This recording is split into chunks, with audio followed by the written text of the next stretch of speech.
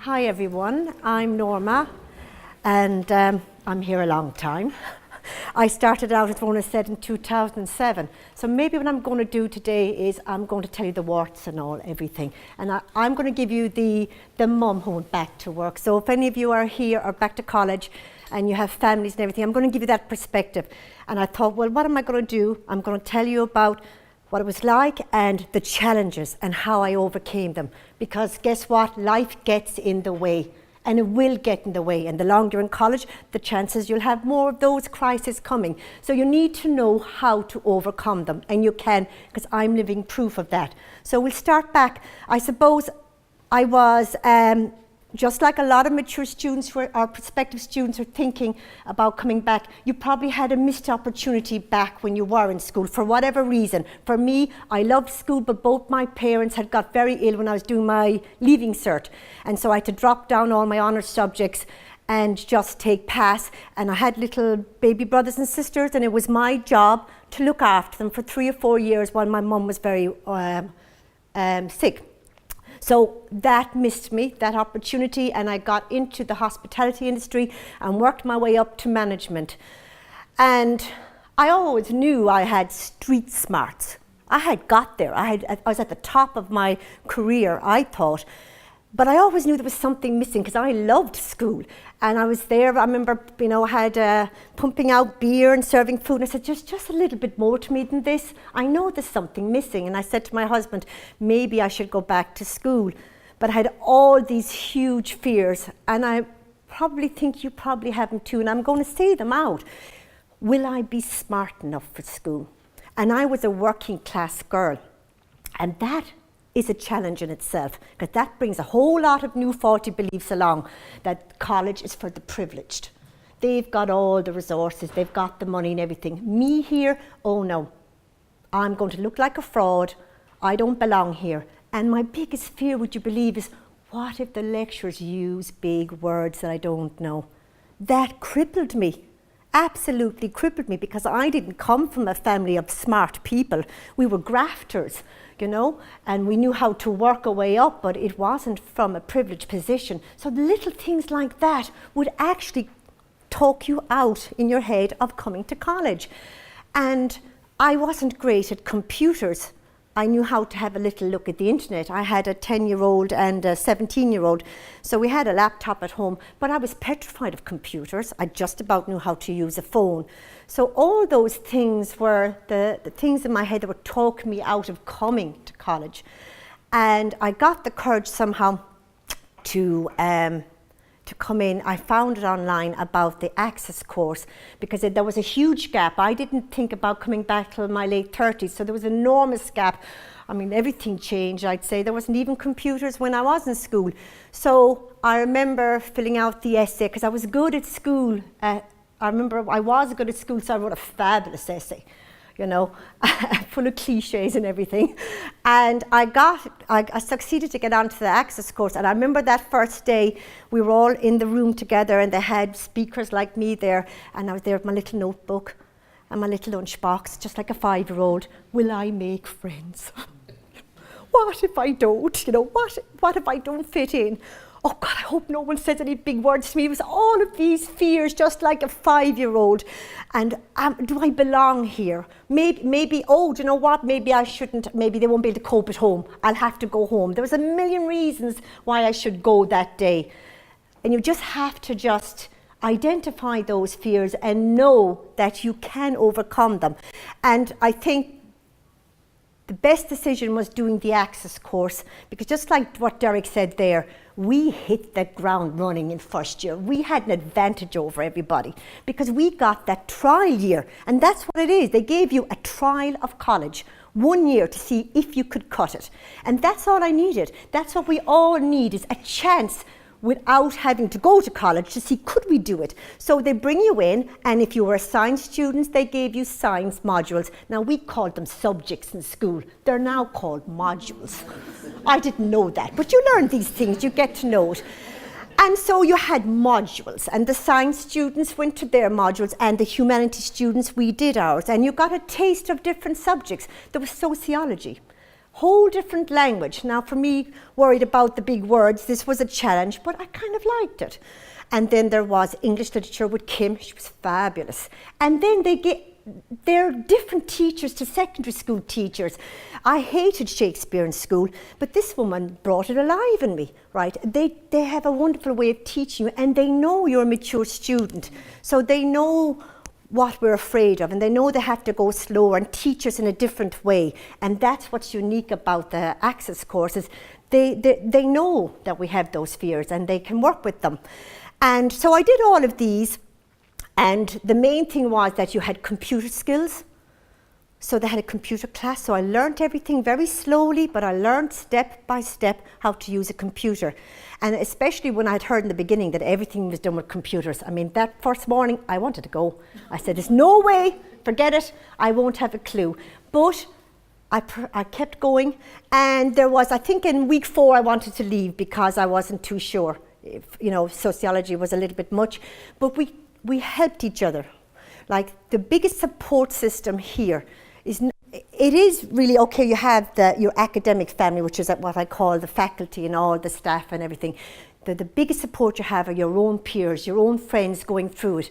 You need to stick together and you need to watch out for each other, right? Because you're all going through it and you help each other. And today, it was my day when I said, I want to go. And they said, no, Norma, you have to stay put. You'll be able to keep going, hang in there. Next week it was someone else and we talked them through it. So you use each other as support systems, always, guys, always. And if you have someone and there's someone shy on the outside, bring them into the group. Everybody wants a friend. Everybody needs a friend. So make sure you're all together when you're starting out. And you might have 1 or 2 good friends, but you'll have loads of you hanging out together, doing coffee and everything. So that was the Access course. By the end of the Access course, I knew how to write, I'd have a shot at it anyway, an academic essay. I realised it was different from school. There's structure, there's a certain way you talk. You don't use cliches.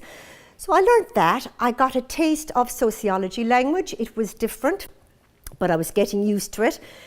I had my English literature, maths. We had Jerry Golden, he was brilliant, and he got me through the maths and statistical maths. It was fantastic. So another thing I learned. Now you might laugh at this, but some of the mums might get a kick out of this. Remember I said to you I was afraid about the big words and everything, right? That was one of my big things, right? So I said, I remember when my kids were little, I had a butter box. And the kids would come home with little cards with their new words. You might remember it when you're at school. And then that kid used that word all week and you put it into the butter box. Any of you remember those little boxes? So what I did is I had a notebook.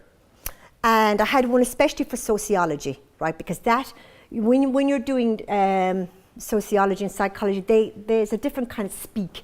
So you have to get used to the terms. So I had a little notebook, and then out of the introduction textbook, if I saw something impressive, like a term they used introducing a sentence, I'd write it down and then I'd practice that.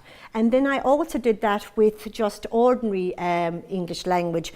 When I heard the lecturer using words I wasn't familiar with, I said, oh, I like that. And once I kind of understood the context, I'd write a sentence with it and I'd practice that. And I built up my vocabulary, right? You know, because I didn't want to be looking stupid all the time. And so I built it up, and it was just like what I did with my child at home. I built up my vocabulary, especially with sociology. So then I moved along, right, I did very well. Oh yes, before I move on, I had come in thinking I wanted to do psychology. That was what I wanted to do, occupational psychology, because I came from the restaurant industry and I thought this would be brilliant. And they didn't do psychology. They didn't give you a taste of it in the mature students course, Access course. But I remember going for the interview to get onto the course in UL, and I wasn't even picked for it, and I was gutted because I said, that's it now, you know, that's what I want. So as it turns out, I did the arts course here in UL, and that's very good for mature students because you may not know what you want to do. So if you go in and pick something where there's just 2 disciplines, say if you're doing law, and what if you find out you don't like law after going in? So I said, I'll do the arts course where they give you a choice of 4, disciplines, and then after a year you narrow it down to your two favourite. So psychology was in that, sociology, English literature and criminal justice. They're the ones I picked because somehow I kind of thought maybe I might try the justice side of it. And I realised after the year in psychology, I hated it. And I said, what if I'd got that interview and went in? I would have been miserable and probably fallen out of it. So I was delighted to go and keep my mind open to try other things, because you might come in and say, I want to be an accountant, I want to be this, I want to be that, but you really just might have a fairy tale image of it in your head and it might be nothing like it. And for instance, I'm doing criminology and a lot of people think, oh, is it like CSI?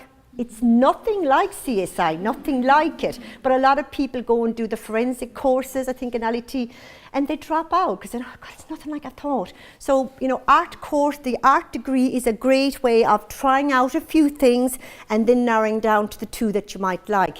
So we came into college the first year, like Derek said, hit the ground running. We were brilliant because we knew about the library.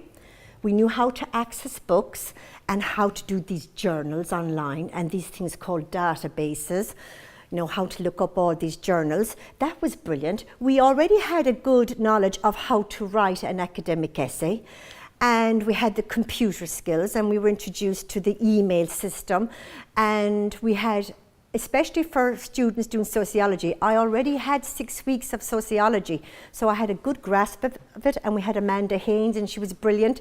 So I already had a head start on a lot of those young students coming in. So my confidence was built up, and the most important thing I knew was that I was now good enough for college. That faulty belief was gone, you know, and the faulty belief that I had about not having supports and everything, that was gone, because I realised there was loads of supports here. And even though when I came in I was afraid because I didn't have any smart people at home to help me, you know, someone to say, have a look at that essay. I had nobody. I was the only smart person at home, so I had no one to go to. They all looked up to me, will you help me with my essay? But I had nobody. But I realised that's not true. My academic family were all here. All the lecturers, the staff, the mature student office staff, the faculty, as Derek said there, and Mary, you could knock at the door and call into a lecturer and make an appointment to see them, and they were always very, very supportive. You had your friends here. I got very familiar with all the staff at the Writing Centre. That is such an important place if you're a humanities student. Essays are so important, and you need to know how to write an academic essay. And so that was a great place. I went in all the time, and they went through the different problems I'd be having with essays.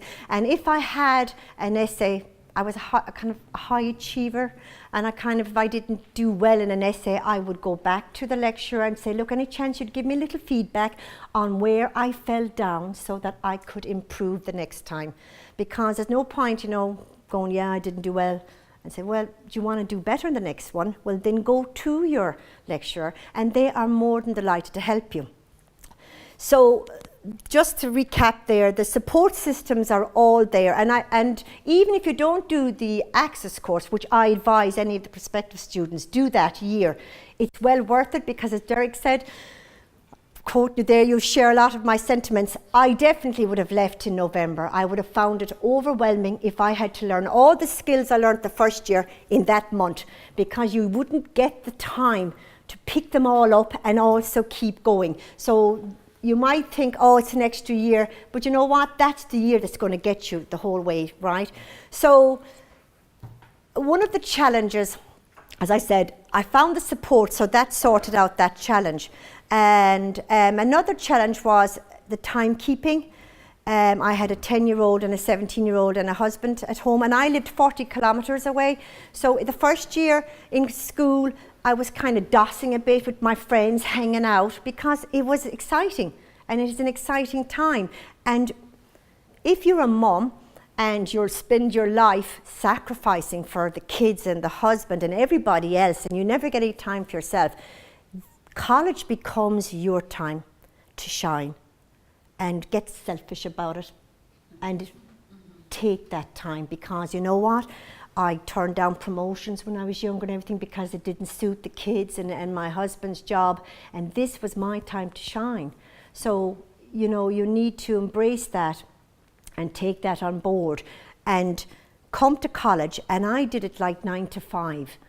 I said, you know, if I come in, because you're not going to have modules all the day long. There might be 2 maybe in the day.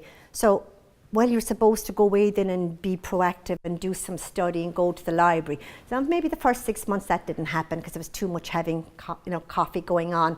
But then I copped on and said, well, if you don't do it from 9 to 5, you'll end up eating into your family time at home. So you've got to kind of treat it like a job. Come in, do all your work, start the assignments early, don't leave them till the last minute. Get cracking, go down to the library, start getting a few books. They will give you a list of reading books for your assignments, so just go and look them up, you know, and start on the assignments. And another challenge was, yes, trying to juggle your time with your family. You know, you might have deadlines and an essay to have in, or exams coming, but you have kids and a husband as well, you know, and you've got to share your time with them. So, you know, get time to go to the cinema with the kids or whatever, and maybe, you know, sit down for a couple of hours with your husband. But you might say, look, it's coming towards exams now, I'm just going to have to spend a little bit more time, maybe on a Saturday or whatever, and because that's important. Don't, you know, we come to college so that we will pass the exams and everything. There's no point coming in and saying, oh look, I'll spend time at home, and then you go in and you don't do well in your exam. So you have to prioritize at times at home and say, well, exam times I have to study, and there might be deadlines in an essay. And I was a few times I stayed up till 2 or 3 o'clock in the morning, said good night to everyone, and I just came back down and did the essay.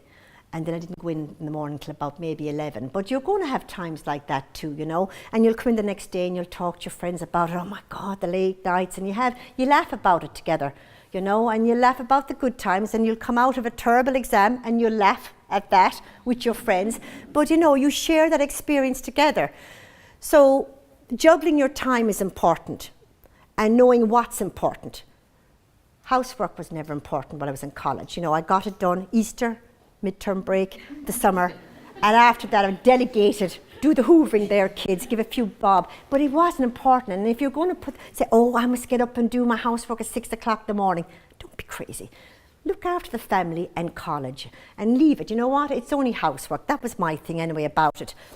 And the next thing was, what happens if something big happens in your life that might impact on your college? And that can happen. And for me, it happened twice. In my last year of college, I had a young person sick at home, and I found it very difficult. I was in the last semester, and I found it very, very difficult. And sorry, it was first year, I beg your pardon. So I decided I wasn't coping. I knew I wasn't coping. So I came in and talked to one of the lecturers, and she said, maybe defer for a year. And first I thought, oh my God, that's like sounding like a failure. But it wasn't. It was really good advice, because she said, it's got to work for you guys. It's got to work. You've got to be able to balance everything. And she said, if your mind is elsewhere with something serious that's happening outside of it, evaluate the situation, see, can you do something about it and still manage to come to college? If not, the college will give you the opportunity to defer for a semester or 2 semesters, get that family situation under control and come back. And I did. And the problem had resolved, and I was able to come back, and I was fresh and renewed. And I just took off where you don't have to play catch up. You go back in. So for instance, I finished at Christmas, I finished my exams in the the autumn semester. And then a year later, I went in the January, not the September, where I would have gone. Now, I wasn't with my classmates, I was with a new year. But the point was that I didn't have to play catch up. You just go right in where you would have been going in. So it was normal. Then another thing that happened along the line was, after I did very well in college and I got a first class honours, and I had accepted a master's in criminology in Dublin, and But at that time, just the last semester in college, my husband lost his job, and I had been getting a grant at the time. So we were struggling, and even trying to get in from college, paying the petrol money in was hard. Some days I'd miss it. I just couldn't afford it. So I made a decision there. Well, do I stay going and get a grant and keep going and do the year with the masters and get it paid for? But I had this terrible guilt about, you know, if I went back, because I had a good career before college, so I knew I could get a job quite easily. So I had all this guilt, and I just thought, look, I'll take a year out and I won't go and do the full-time masters, and I will get a full-time job, get the family finances back on track, which will give my husband a bit of a chance to find a job. And then, while I'm in that job, I'll do my master's part-time. And again, all those choices are available to you because life gets in the way. And that was the best decision of all, because if I had continued on the way I was, I mightn't have done very well in my master's. I might have bailed out, and I wouldn't have got where I am today. So again, I took that card, and I didn't have to defer. I just left it for the year. I rang the college and said, look, I'm going to postpone the masters and I'm going to come back and do it over 2 years. And that's what I did. And I'm sharing that with you because those challenges will come along. To sit here and say it's all rosy, that's not true. Of course it's not rosy. There's going to be, especially if you have families, and even the younger mature students, they have their own challenges as well, you know. And a lot of my friends who were mature students around 26, 27, they were holding down jobs because they weren't living at home. They were trying to hold down a job 30 hours a week and keep going. So for them as well, there was a lot of challenges, right? But they overcame them, you know. So what I'm trying to say to you is that identify the challenges. Find out what is it that you're afraid of. What do you think is talking you out of coming to college? Identify that, and then you'll find a solution. Say, well, look, there are supports here. You know, everybody's here for you, and you'll make friends. And I really just don't know what to say. I always thought that I hadn't any help coming along, and I just said, this is my family here. This is my second family. You can knock at any door. So I never had to worry anymore about supports, you know. And as long as your family are supportive at home as well, that's important. And I guess another one thing I would say to you is focus on one semester at a time. Like I figured out in the beginning that I wanted to go on and do a master's in criminology, but I also knew that there was very little career options at master's level. So I had to think about a PhD while I was at undergrad. So I did semester by semester. Don't think about the very big goal because it's frightening. Small little steps and you'll achieve that goal. So each semester, do your best. And check out and see if you plan going to do a master's, is there some volunteer work required to get into the master's? Look up those things. Don't go blindly through college not knowing what you want, because you'll miss out on opportunities to take particular modules or do some voluntary work. There's no point when you're finished going, damn it, I should have done voluntary work. And another mistake of mine was I went down the easy option of skipping the 4th year in college because I was a mature student. I didn't need to do it. Bad mistake, because although I had experience in life, I did not have experience in the area that I wanted to work in. So I would advise mature students, if at all possible, to go and do the work co-op. We can skip it, but don't. Go and get work related to what you are studying, because when you come out, the work experience will stand to you. Otherwise, they'll say, oh, sorry, you need a year's work experience, sorry. You know, and you're going, damn it, why didn't I do that? Because it wasn't beneficial to skip the year. At the time, I thought it was great, but now looking back, it wasn't a good idea. So do the work co-op year, semester by semester. Use your peer support, your own friends. Talk to each other about everything. Use the college as a support system as well. And that's really all it is. And enjoy it, because it's a great time in your life. It really is. And it's time when you're getting to shine. So I hope the prospective students, I hope that you'll come on board and do the Access course. You won't regret it, and best of luck to all the rest of you there. Keep going, guys, right? It's a great journey, and you know what, it's well worth it, okay?